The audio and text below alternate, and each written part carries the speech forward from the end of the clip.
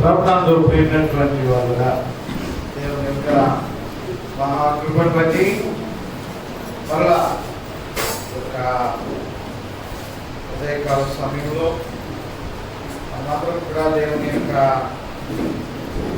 జీవం కలిగినటువంటి మందిరంలో చేరి ఈ రీతిగా దేవుని ఆరాధించడానికి ప్రభు మనకు అనుగ్రహించినటువంటి ఈ ధన్యకరమైనటువంటి సమయాన్ని బట్టి దేవాది దేవునికి స్తోత్రాలు తెలియజేస్తున్నాం. హల్లెలూయా, హల్లెలూయా, హల్లెలూయా. ఇప్పుడు వచ్చినటువంటి ప్రియ విశ్వాసమైన మీ అందరికీ కూడా ప్రభు పేరిట వందనాలు తెలియజేస్తున్నాను. ఇదే నాన్ని మరి అధ్యక్షత వహించినటువంటి ప్రియ సహోదరుడు వేణుగోపాల్ గారికి వందనాలు తెలియజేసుకుంటున్నాను.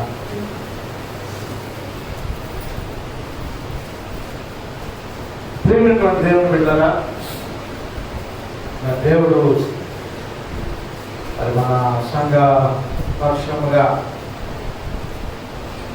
ప్రియుల గృహాల్లో చక్కగా శుభకార్యాలన్నీ కూడా జరగడానికి దేవుడు సహాయం చేస్తూ ఉంటున్నాడు. ఇంకా ఒకటి బ్యాలెన్స్ ఉంటుంది. రేపు మరి కార్య ఆరంభము ప్రాంతంతో మొదలుపెట్టాం. ప్రతి కార్యము దేవుడు సఫలం చేస్తూ ఉంటున్నాడు.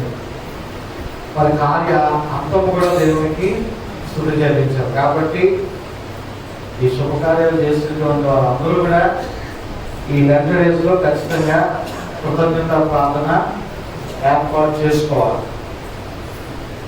ఏ కుటుంబం అయితే ఈ యొక్క శుభకార్యాలు జరిగించారో వారు లెంట్ డేస్ లో ప్రార్థన కొడుకు మీరు ఏర్పాటు చేసుకొని ప్రభుకి థ్యాంక్స్ చెప్పాలి కదా, మన ఆయనకి కృతజ్ఞతలు చెల్లించాలి కదా. మరి మొదట ఆయన జ్ఞాపకం చేసుకుని మన చివరి మనం మర్చిపోకూడదు. ప్రియమైనటువంటి దేవుని బిడ్డలారా, ఇటు రీతిగా సంఘమంతటిని కూడా దేవుడు ఆయా రీతిగా ఆశీర్వదించి నడిపిస్తున్నందుకు దేవునికి స్తోత్రాలు వందనాలు తెలియజేస్తూ ఉంటున్నాను. వాక్యాన్ని మనం ధ్యానం చేసుకుందాం. చదవబడినటువంటి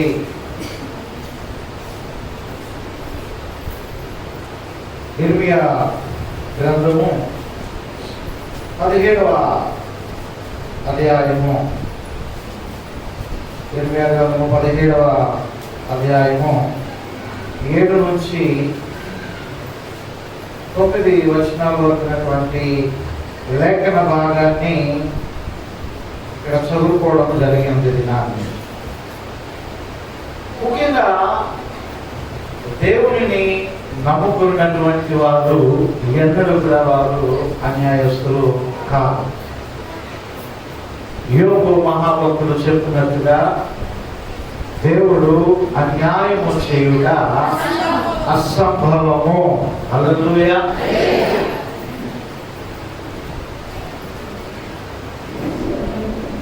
ఆయన నమ్ముకొని ఆయనను ఆశ్రయించినటువంటి వారి యొక్క జీవితాలను ఆయన ఆశీర్వాదకరముగా, ఆయన దీవెనకరముగా మార్చేటువంటి దేవుడు. ఆయన నమ్ముకున్న తర్వాత ఎవరు కూడా అన్యాయస్తులు కాదు. ముఖ్యంగా ఇక్కడ చక్కని లేఖన భాగాన్ని మనం చూసినట్లయితే, యెహోవాను నమ్ముకున్నవాడు ధన్యుడు, యెహోవా వానికి ఆశ్రయముగా ఉండును. వాడు ఎలా ఉంటాడట? వాడు జలముని యొద్ద నాటబడిన చెట్టు వలె ఉండును. అది కాలువల వారను దాని వేలు తన్నును. వెంట కలిగినను దానికి భయపడదు. దాని ఆకు పచ్చగా ఉండును. వర్షము లేని సంవత్సరమున చింత పొందదు. కాపు మానవ. ఏం ఆశీర్వాదం అండి! దేవుడిని ఆశ్రయించు వారికి, దేవుడిని ఘనపరుచు వారికి, దేవుడు స్తుతించు వారికి ఎంత గొప్ప ఆశీర్వాదాన్ని దేవుడు అనుగ్రహిస్తూ ఉంటున్నాడు. ఎంత ధన్యత దేవుడు ఇస్తూ ఉంటున్నాడు. హల్లెలూయా. ప్రియమైనటువంటి దేవుని బిడ్డలారా, అది నీటి వాన నాటబడినటువంటి చెట్టు వలె, అదే విధముగా వేరు తన్ని, వేరు తన్నడం అనేటువంటిది చాలా గొప్ప విషయం. ఈ వేరు తగ్గడం అనేటువంటిది మనం జ్ఞాపకం చేసుకుంటే అనేకమైనటువంటి తుఫాన్లు వస్తూ ఉంటాయి, అనేకమైనటువంటి వర్షాకాలంలో భీకరమైనటువంటి గాలులు వీస్తూ ఉంటాయి. అటువంటి టైంలో ఏ చెట్టు వేరైతే భూమి లోపల కన్నా తన్నుతుందో ఆ చెట్టు అంత వేగాన పడిపోదు. వేరు పైపైన ఉన్నదనుకోండి, ఆ చెట్టు ఏమైపోతుంది, వెంటనే పడిపోతుంది. ఒక్కొక్కసారి చాలా మంది అర్థం చేసుకోరు మాట, విశ్వాసంలోనే చాలా మంది అర్థం చేసుకోరు. కొంతమంది ఉత్తిని తెలిపోతూ ఉంటారు, ఉత్తిని అలిగేస్తూ ఉంటారు, ఉత్తినే సరుగుతూ ఉంటారు. అటువంటిప్పుడు నేను అనుకుంటూ ఉంటాను, వారి వేరు ఇంకా లోపలికి వెళ్ళలేదు. చిన్న కేక్ ముక్క ఇవ్వకపోయినా అలిగేస్తూ ఉంటారు, చిన్న సమోసాలు ఇవ్వకపోయినా అలిగేస్తూ ఉంటారు, ఆవిడ మర్చిపోయి అంకరాలు పంచినా అలిగేస్తూ ఉంటారు. చిన్న చిన్న విషయాలకి కూడా అర్థం చేసుకోకుండా, చిన్న చిన్న విషయాలను కూడా పెద్ద విషయం పొరపాటు నాకు గిఫ్ట్ మర్చిపోయి తర్వాత ఇంకా పంచి వచ్చారనుకోండి, అమ్మ నాకు మర్చిపోయారు. దేవుడు కదా మనకు ఎలా ఉంటారంటే వేరు తల్లినటువంటి వారముగా పరిచర్యలో ఒక్కొక్కసారి మనము చిన్న చిన్న పొరపాట్లు జరగవచ్చు, అంతేగాని వారి హృదయంలో లేకుండా వారిని బయటికి పెట్టేసినట్టు ఆలోచన మనము చేయకూడదు. అర్థం చేసుకోవాలి. చిన్న చిన్న శ్రమలు వచ్చినప్పుడు తాను విడిచిపెడుతూ ఉంటారు, చిన్న చిన్న బాధలు వచ్చినప్పుడు, శోధనలు వచ్చినప్పుడు, అవమానాలు వచ్చినప్పుడు ప్రభుని విడిచిపెడుతూ ఉంటారు, ప్రభుని దూరస్తుగా ఉంటారు, ప్రభుని మీద సనుగుతూ ఉంటారు. నిజానికి ఆనాడు ఇశ్రాయేలు ప్రజలు దేవుడు ఇస్తున్నటువంటి పాలు తేనెలు ప్రవహించేటువంటి ఆ దేశానికి, ఆ కనాను దేశానికి వెళ్ళాలంటే ఎన్ని రోజులు వెళ్ళిపోగలట? వాళ్ళు 40 రోజులు వెళ్ళిపోగలదట. కానీ ఎన్ని సంవత్సరాలు పట్టిందట? 40 సంవత్సరాలు పట్టిందట. కారణం ఏంటి తెలుసా? ఒకే ఒక పాపం ఏంటి తెలుసా? సనుగుట. సనుగుట. మనం అనుకుంటాం సనగడం చిన్నదే కదా అని, కానీ చాలా భయంకర, దేవునికి చాలా అసహ్యం అండి సనగడం అంటే. ఇష్టం లేదండి. ఇన్ని ఇస్తున్నా, ఇన్ని చేస్తున్నా, మన్నాన్ని కురిపించినా, నేలను అందించినా, మాంసం కలిగితే మాంసం అందించినా, మేఘస్తంభాన్ని అడ్డుపెట్టినా, అగ్ని స్తంభాన్ని అడ్డుపెట్టినా, ఎర్ర సముద్రాన్ని పాయలు చేసినా, ఎరుకోగోడల్ని పూజ చేసినా, వీళ్ళు ఇంకా ఏం చేస్తున్నారు? సనుగుతున్నారు. సనుగుడు సనుగుడు సనుగుడు. దేవుడు కదా వేరు తప్పలేనటువంటి వారి పరిస్థితి అలా ఉంటుంది. వేరు తగ్గితే అందరూ నా వాళ్ళే అనుకుంటారు కదా. వేరు తగ్గితే అర్థం చేసుకుంటారు. వేరు తగ్గితే దేవుని మీద నిందమోపరు. వేరు తగ్గితే దేవుని మీద అభాండాలు వేయరు. అప్పుడు చాలా కాలం క్రితం ఎవరికి ఒక ఆట నేర్పించారు, గుర్తుందో లేదో తెలియదు. నీటి హృదయోద్ద నాటబడుతుంది, వేరు తన్నీవి ఫలింతుము, కింద పడము మా కాపు మనము, యేసు కృప చాలును, యేసు కృప చాలును. హల్లెలూయా. దేవుడు బిడ్డలారా, ఎంత చక్కని ఆశీర్వాదం అండి. ఏమంటే జలముని యొద్ద నాటబడిన చెట్టు వలె ఉంటారు, దాని కాలువల వారు దాన్ని వేరు తన్నుతాయి, వెచ్చ కలిగినను దానికి భయపడదు, దాని ఆకు పచ్చగా ఉండును, వర్షము లేని సంవత్సరము కూడా చింత నందదు, కాపు మానదు. వర్షము లేని సమయంలో కూడా ఎందుకట? ఎందుకు? ఆ వేరు ఎక్కడో లోపలికి వెళ్ళిపోతుందండి. ఆ ఇడిపోయి ఆ లోపల ఎక్కడో తాకినటువంటి చిన్న తడిని కూడా అది ఏం చేస్తుంది? పీల్చుకొని ఆ సంవత్సరం అంతా వర్షం పడకపోయినా సరే దాని పని అది మానదు. హల్లెలూయా. దినాల్లో కూడా వర్షం పడని కాలము కరోనా కాలము కదా. వర్షం పడని కాలము, చాలా మంది ఇళ్లలోనే కూర్చొని ఉద్యోగాలు లేక, వ్యాపారాలు లేక, అనేక విధమైనటువంటి సమస్యలతో, చీకు చింతలతో, బాధలతో, వేదనతో ఉన్నారు.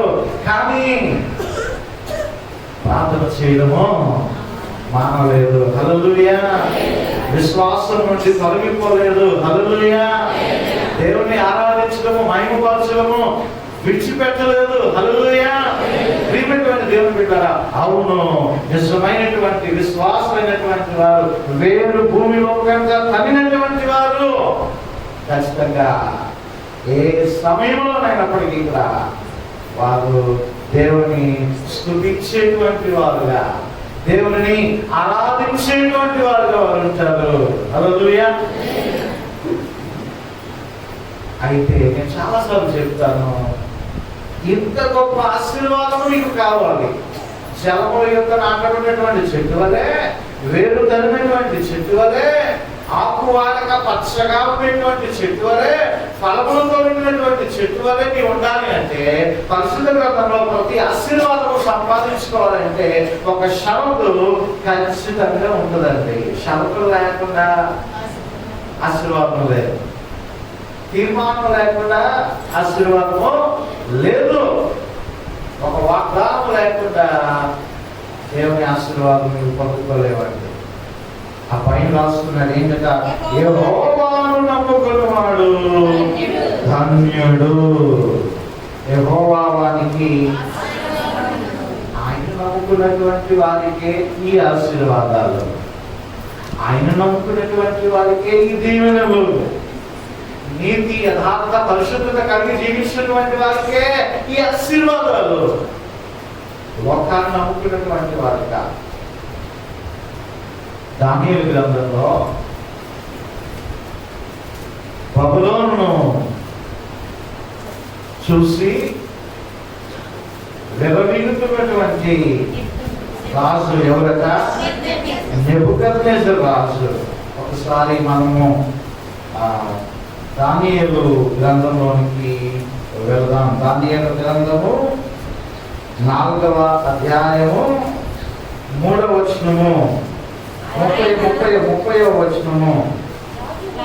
రాజు బబులోనును ఈ మహా విశాఖపట్నమా లాతీసే కాయ పెడితే విశాఖపట్నం అయిపోతుంది కదా. ఈ మహా విశాల పట్టణము నా బలాధికారమును, నా ప్రభావ ఘనతను కనపరుచుటకై నా రాజధాని నగరముగా నేను కట్టించినది కాదా అని తనలో తను అనుకునేను. రాజు నోట ఈ మాట ఉండగా ఆకాశం నుండి ఒక శబ్దం వచ్చును. ఏదనగా, రాజుకు నెబుకద్నెజరు, ఇదే నీకు ప్రకటన, నీ రాజ్యం నీ యొద్ద నుండి తొలగిపోయేను, తమ యొద్ద నుండి మనుషులు నిన్ను తరిమెదరు, నీవు అడవి జంతువుల మధ్య నివాసము చేయుచు పశువుల కదలే గడ్డి మేసెదవు. సర్వోన్నతుడు దేవుడు మానవుల రాజ్యము పైన అధికారి అయి ఉండి తానెవరికి తాను అనుగ్రహింపని నిశ్చయించునో వానికి అనుగ్రహించినని నీవు తెలుసుకున్న వరకు 7 కాలములు నీకు ఇలా జరుగునని చెప్పాను.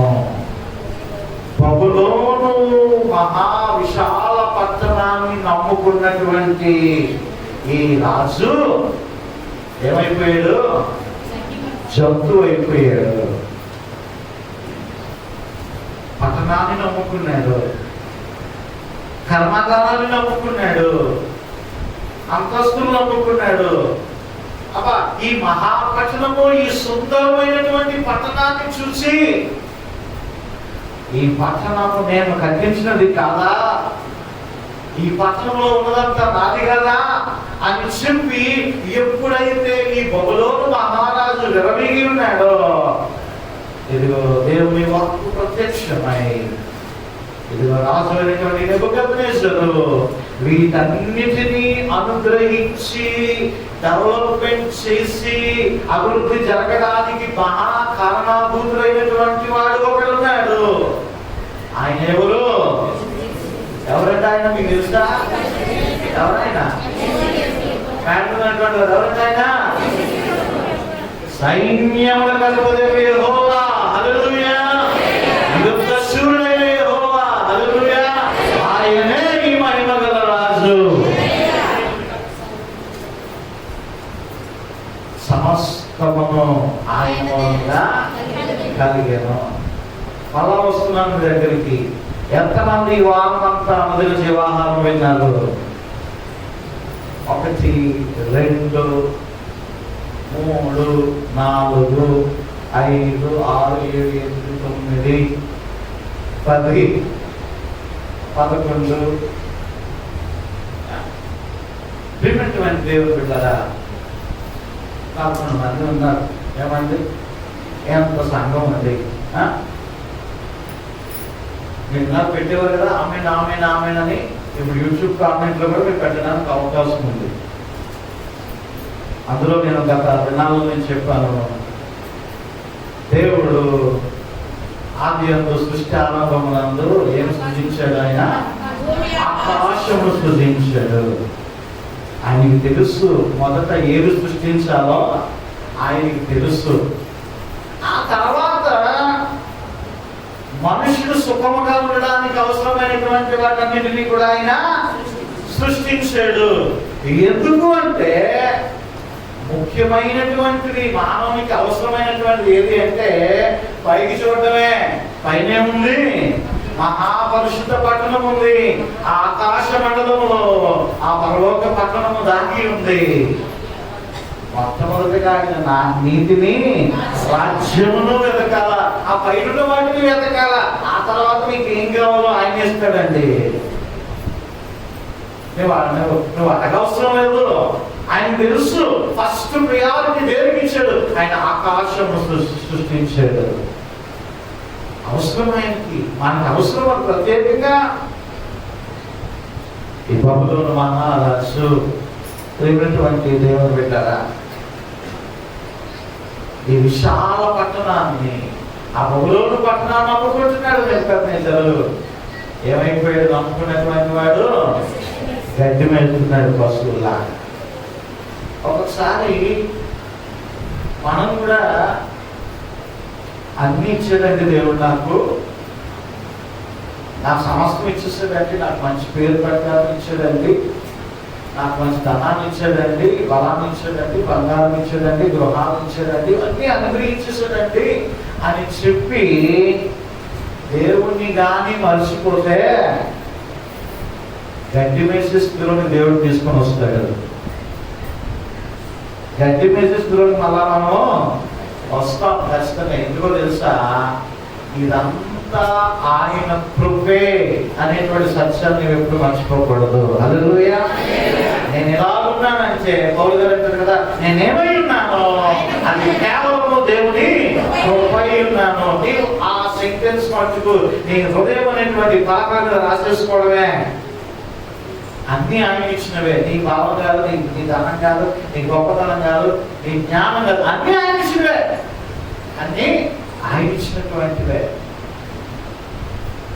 ఒక్కొక్కసారి అది మళ్ళా గడ్డి మేసేటువంటి స్థితిలోకి వచ్చేస్తూ ఉంటావు.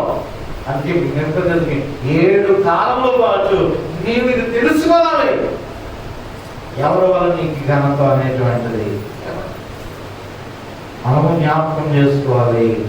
With Jesus I am hero, without Jesus I am zero. ఇది సత్యం. అలాగే మనం చూస్తున్నాము పరిశుద్ధ గ్రంథంలో మరొక వ్యక్తి కనబడుతున్నాడు. గొడవలు నమ్ముకున్నాడు, పట్లను నమ్ముకున్నాడు. ఎవడు? ధనవంతుడు. లూకా సువార్త 12వ అధ్యాయము 15వ వచనాన్ని మనం చూస్తే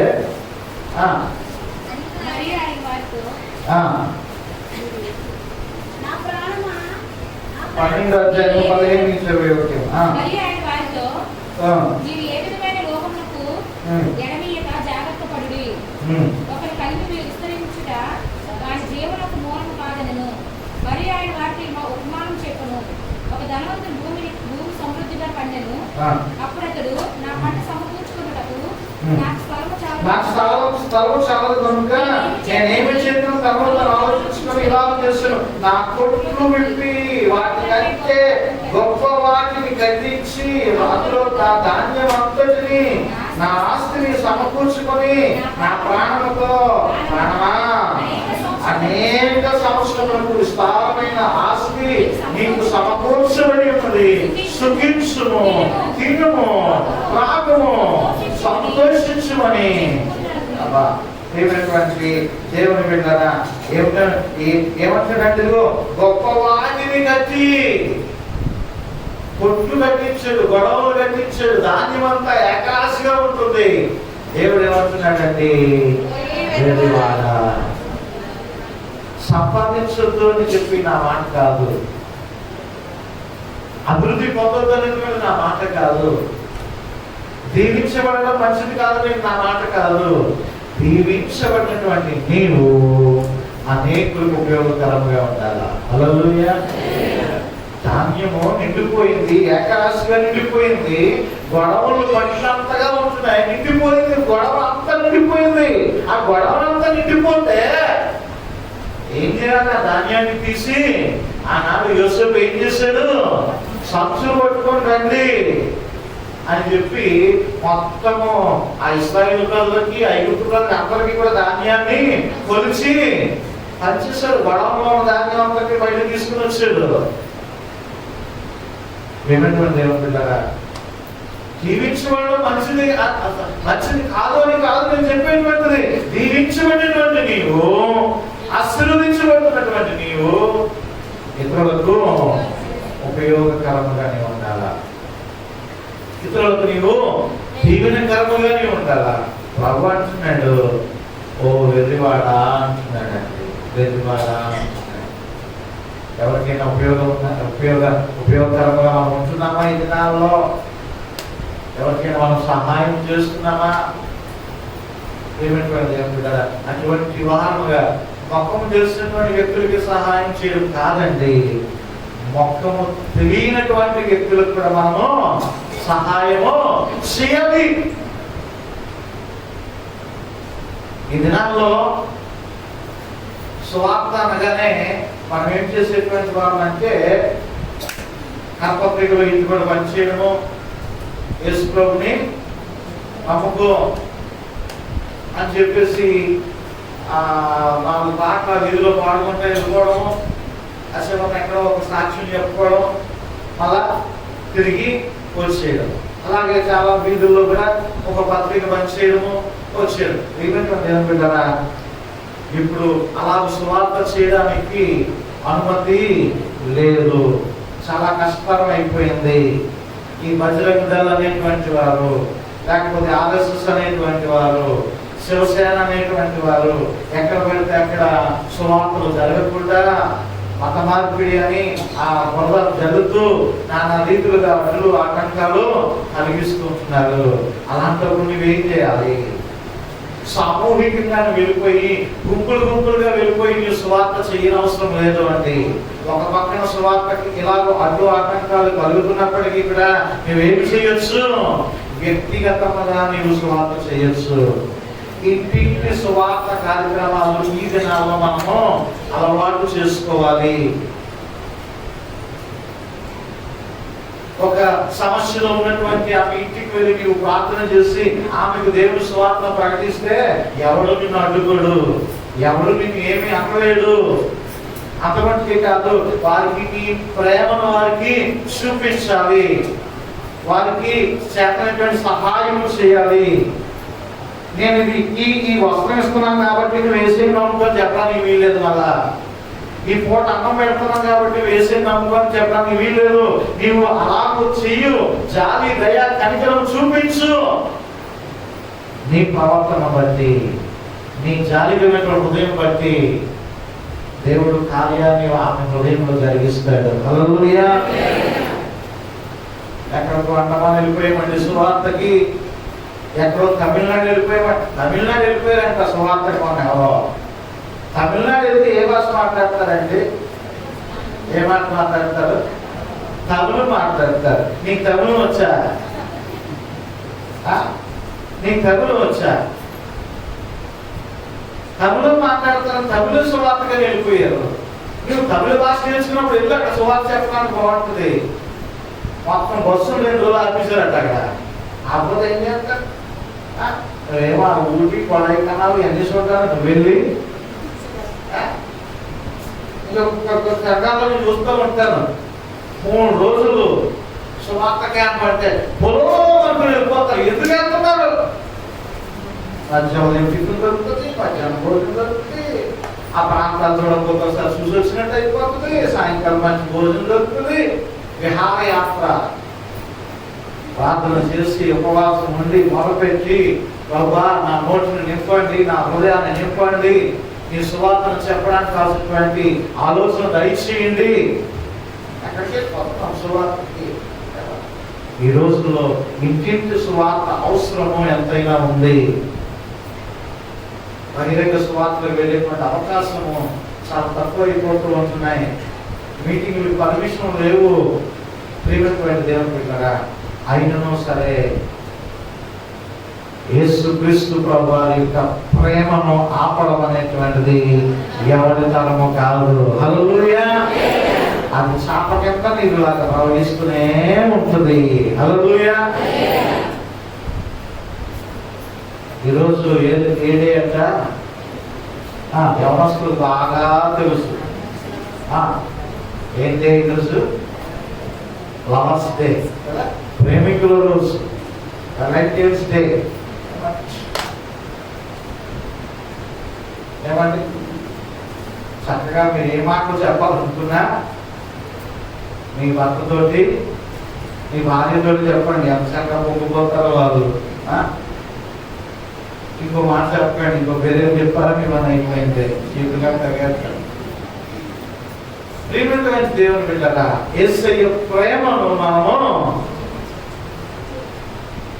ఆపడము ఎవరి తరము కూడా కాదు. ప్రభు ప్రేమను మనం చాటిస్తూ ఉండాలి. ఆయన సమస్తాన్ని ఇచ్చినటువంటి దేవుడు, సమస్తాన్ని కూడా దారబోసినటువంటి దేవుడు. ఎంతగా దారబోసాడంటే ఏమి ఇచ్చాడని నీ గురించి ఆయన తన ప్రాణాన్ని ఇచ్చేస్తాడండి. హల్లెలూయా.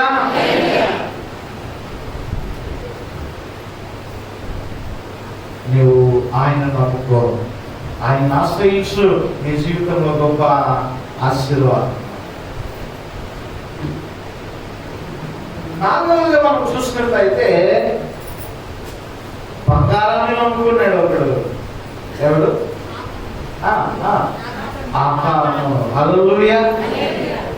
యెహోషువ గ్రంథము 7వ అధ్యాయము 20-21 వచనాలు. ఏం దాచుకున్నాడమ్మా? ఇశ్రాయేలు దేవుడైన యెహోవాకు విరోధంగా నేను పాపం చేసినది నిజము. దోపుడు సొమ్ములకు మంచి సీనాలపై వస్త్రమును, దోపుడు సొమ్ములో నుంచి ఒక మంచి సినాలపై వస్త్రమును, 200 తులాల వెండిని, 200 తులాల వెండి, 50 తులాల ఎత్తుగల ఒక బంగారు కమ్మి నేను చూచి వాటిని ఆశించి తీసుకుంటుని, అదిగో నా నేల మధ్య అవి భూమిలో దాచబడి ఉన్నవి, ఆ వెండి దాని క్రింద ఉన్నదని ఉత్తరమిచ్చి తాను చేసినదంతయు ఒప్పుకున్నాను. బంగారం నమ్ముకున్నదండి. నిజానికి ఈ పరిశుద్ధ గ్రంథాన్ని ఏమంటాము?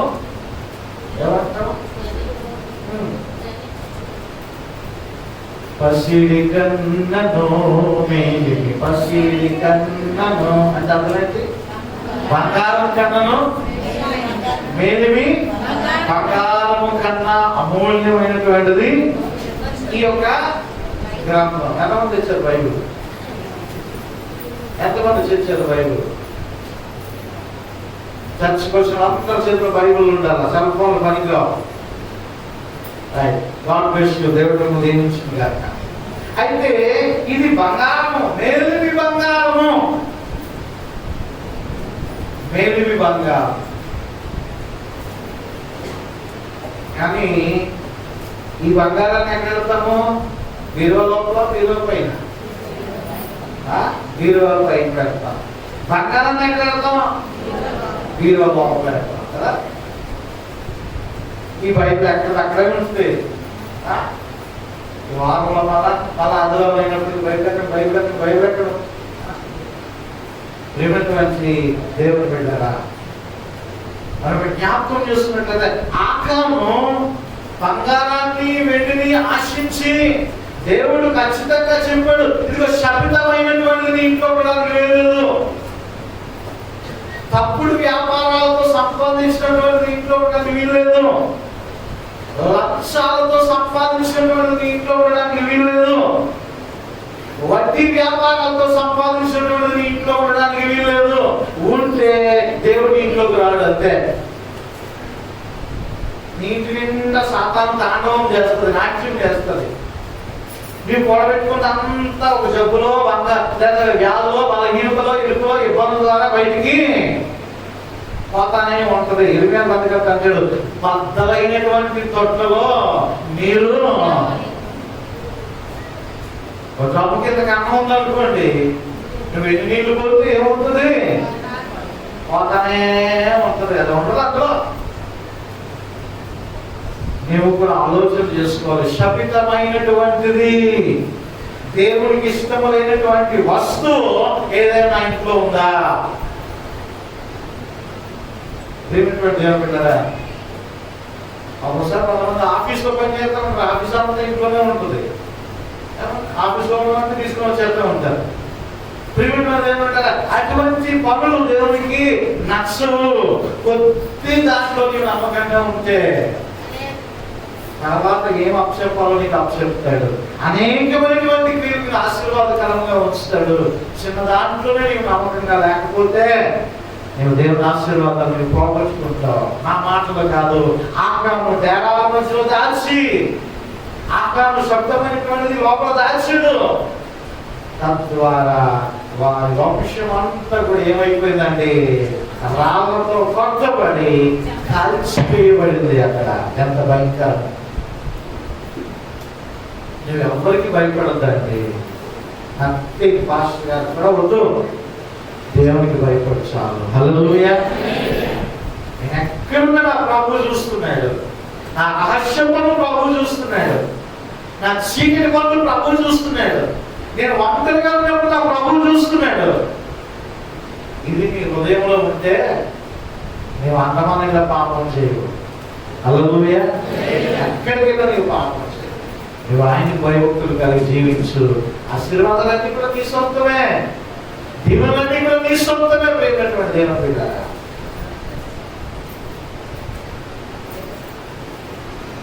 చూడండి ఆ పైన రాయబడి ఉంది కదా. ఈరోజు మనం చదువుకున్నటువంటి వాక్య భాగంలోనే ఇర్మియా గ్రంథము 17వ అధ్యాయము చదవండి 5వ వచనము. యెహోవా ఎలాగో సెలవిస్తున్నాడు, నరులను ఆశ్రయించి శరీరులను తనకు ఆధారముగా చేసుకున్నవాడు, తన హృదయమును యెహోవా మీద నుండి తొలగించుకున్నవాడు శాపగ్రస్తుడు.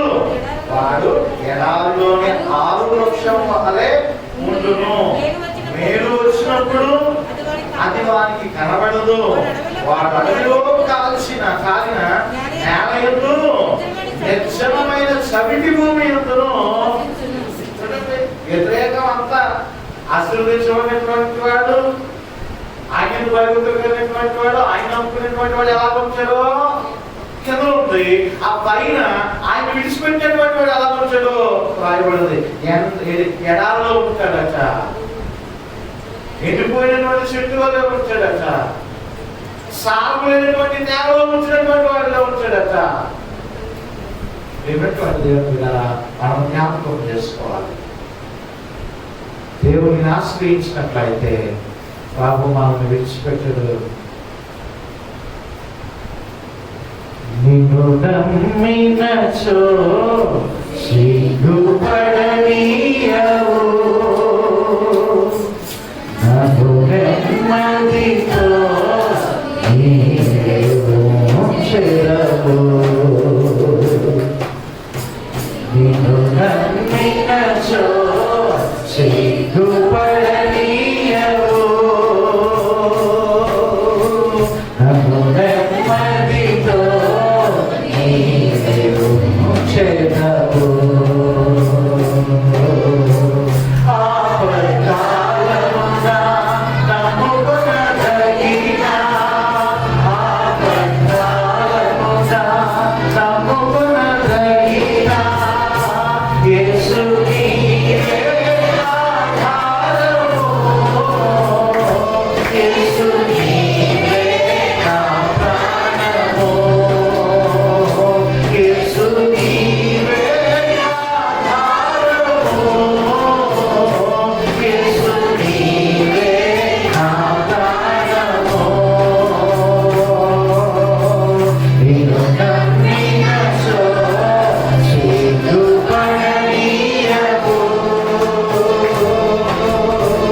నన్ను నెమ్మదితో నీవు చెరవు. ధనమును నమ్ముకొని ధనపడను, ధనమును నమ్ముకొని ధనపడను, సుఖ సంపదని ప్రాణమని చెక్కకు చేరాను, సుఖ సంపదని ప్రాణమని చెక్కకు చేరాను. యేసు నీవే ఆధారము, యేసు నీవే నా ప్రాణము, యేసు నీవే ఆధారము, యేసు నీవే నా ప్రాణము. నిన్ను నమ్మినచో సిగ్గుపడనీయవు, నన్ను నెమ్మదితో నీవు చెరవు. హల్లెలూయా. ఇప్పటికైనాను సరే ప్రభు మనకి అవకాశం ఇచ్చారు. లోకాన్ని నమ్ముకొనకుండా, లోకాశను నమ్ముకొనకుండా, లోకము వైపు చూడకుండా, శబ్దమైనటువంటి మన ఇంట్లో లేకుండా మనం చేసుకున్నట్లయితే దేవుడు నిశ్చయంగా నిన్ను ఆశీర్వదించడానికి ఆయన సిద్ధంగా ఉన్నాడు. ఈరోజు మనకి ఇస్తున్నటువంటి వాగ్దానం యెషయా గ్రంథం 26వ అధ్యాయం 3వ వచనము.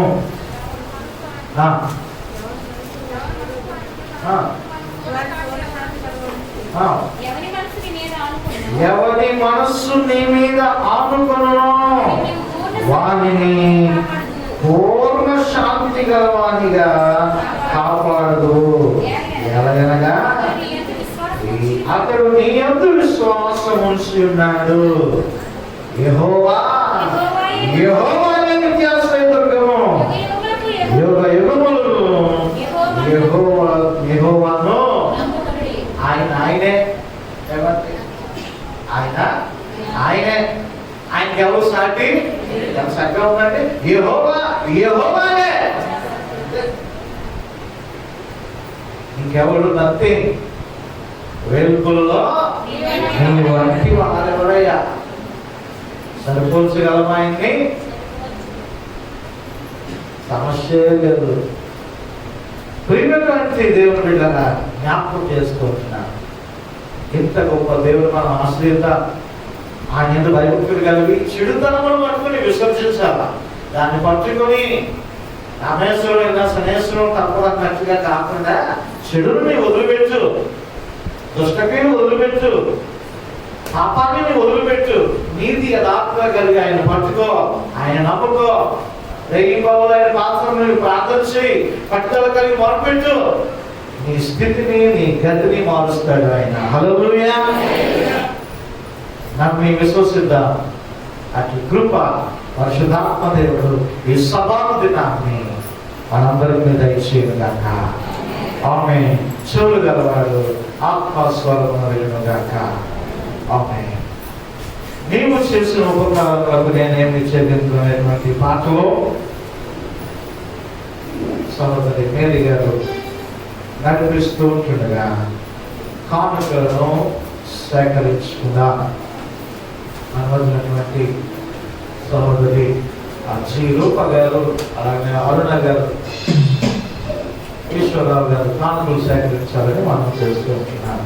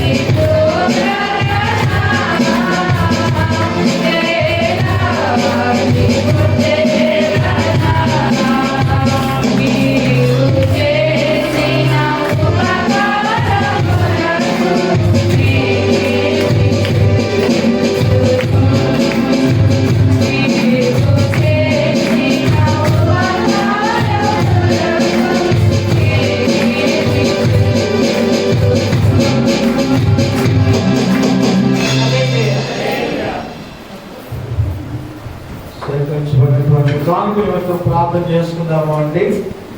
ఇదే సమయంలో ఎవరికి విధమైనటువంటి ప్రార్థన అవసరం ఉన్నప్పటికీ కూడా మీరున్న స్థలాల్లో దేశంలో పడినట్లయితే ప్రార్థన చేసుకుందాం.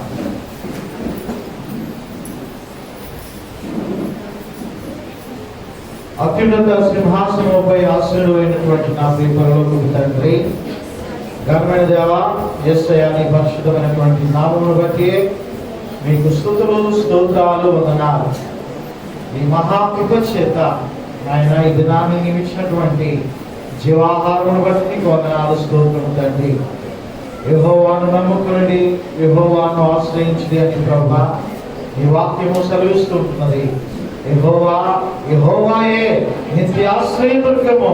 అవును నాయన, నిన్ను నమ్మినటువంటి వారిని సిగ్గుపరచేటువంటి దేవుడుగా నీ వాగ్దానాలు సున్నైనను పొర్లైనను తప్పిపోవు దేవా. నీవు జరిగించేటువంటి దేవుడు, సహాయం చేసేటువంటి దేవుడు. అయ్యా నీకు వందనాలు తండ్రి. ప్రతి బిడ్డ జీవితంలో సఫలత దయచేయండి, ఫలములు దయచేయండి తండ్రి. క్షేమాన్ని ఇచ్చి నడిపించండి అయ్యా. వందనాలు స్తోత్రాలు తండ్రి. ప్రతి బిడ్డపై దీవెనాశీర్వాదంతో నింపండి. ఏ బిడ్డ ప్రభా దుఃఖంతో ఉండకుండా, ఏ బిడ్డ కూడా వ్యాధులతోనూ ఆర్థిక అవసరాలతోనూ కుటుంబ సమస్యలతోనూ ఇబ్బందులు పడకుండా అయ్యా వేరు తన్ని ఫలించినటువంటి చెట్టు వలె ప్రతి బిడ్డను కూడా దీవెనకరముగా ఆశీర్వాదకరముగా నిరుత్సాహాన్ని మనం చేసుకుంటున్నా. సర్వోన్నతుడా మహోన్నతుడా నీకు వందనాలయ్యా, స్తోత్ర. ఆయన ఇదిగోని సన్నిధిలో లేచినబడి ఉన్నారు అయ్యా, మోకరించినారు. ఆయన సమస్యలతో, అవసరాలతో, ఇరుకులతో, ఇబ్బందులతో నీ పాసంలో బలపెడుతూ ఉంటుండగా ప్రతి బిడ్డను కూడా మీరు దీవెనకరముగా ఆశీర్వాదకరముగా మీరు ఉంచి నడిపించండి నాయన. యేసయ్యానికి వందనాలు. ప్రతి విధమైనటువంటి బలహీనత నుండి, అనారోగ్యముల నుండి యేసు నామములో మీరు స్వస్థపరిచి మీరు విడుదల దయచేయడం మనం చేసుకుంటున్నా అయ్యా. గతంలో మా ప్రియ బిడ్డల యొక్క వివాహములు, శుభకార్యములు జయప్రదం చేసినందుకు మీకు వందనాలు అయ్యా. ఇంకా జరగవలసినటువంటి తల్లి రాణి బిడ్డ యొక్క వివాహ విషయంలో మీకు సహాయం దయచేసి ప్రతి విషయంలో నీ కృప చూపించి నీ ముందుండి బిడ్డలు నడిపించి బలపరచాలని మనం చేసుకుంటున్నా. యేసయ్యా నీకు స్తోత్రాలు స్తోత్రాలు వందనాలు అయ్యా. గుంపులు విప్పి కానుక అర్పించినటువంటి నీ ప్రియ బిడ్డలందరినీ కూడా జ్ఞాపకం చేస్తూ ఉంటున్నారయ్యా. ఆయన దీవించి ఆశీర్వదించండి ప్రతి బిడ్డకు తండ్రి ప్రభు. తండ్రి నాయన మీ యొక్క క్షేమాన్ని, తండ్రి సమాధానమును మీరు దయచేసి సమృద్ధిని దయచేసి నాయన తండ్రి నాయన వారి యొక్క ధనము చిల్లు సంచులో వేసినటువంటిదిగా కాకుండా నిలిచి ఉండేటువంటి ధనముగా, సమృద్ధినిచ్చేటువంటి ధనముగా మీరు ఆశీర్వదించండి. వ్యాపారాలు, ఉద్యోగాలు లేక అలమటిస్తున్నటువంటి బిడ్డల పట్ల మీ గొప్ప కార్యములను జరిగించండి. వివాహాలు, ఉద్యోగాలు, గర్భఫలములు తండ్రి ఏమైతే నీ ఎంతో ఆశించి తండ్రి నీ వైపు చూస్తూ ఉంటున్నారో తండ్రి బిడ్డలను ప్రభావ సమృద్ధికరముగా సంతృప్తికరముగా మీరు దీవించి తండ్రి ఆయన తగిన కాలములు తను మీరు హెచ్చించాలని మనం చేసుకుంటూ ఆయన పరిచయలో సహకరించినటువంటి ప్రియ బిడ్డలను, వారి కుటుంబాలను కూడా ప్రభావ మీ దక్షిణ హస్తముతో మీరు దీవించి ఆశీర్వదించాలని ఘనత, మహిమ, ప్రభావం నీ నామానికి ఆరోపించుకుంటూ క్రీస్తు ప్రభుల వారి యొక్క అతి పరిశుద్ధమైనటువంటి నామమును బట్టి ఈ ప్రార్థన అడిగి వేడుకను సమర్పిస్తూ ఉంటున్నాము తండ్రి.